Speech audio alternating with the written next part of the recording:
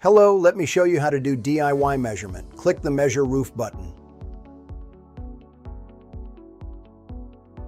You can choose a previously saved address or create a new one.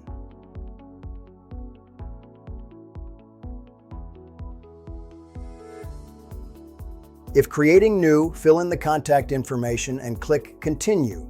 Then select the best roof view from the images. This is the control panel that helps you measure roofs. It has simple tools: add points, drag points, and delete with snap modes like dot and line to make measuring easier. Use add point to start drawing lines around the roof area. Select drag point to adjust the points and lines. After you finish drawing the roof, click the next button. Next, select a label from the list. Then choose a line on the map to assign that label to. Click Next to continue.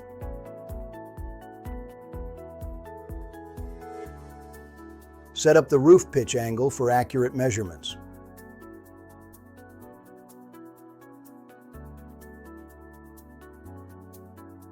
After you finish setup, click the Next button.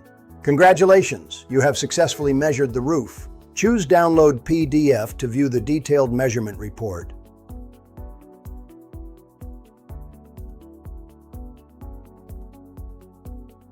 Thanks for watching. Hope you found this helpful.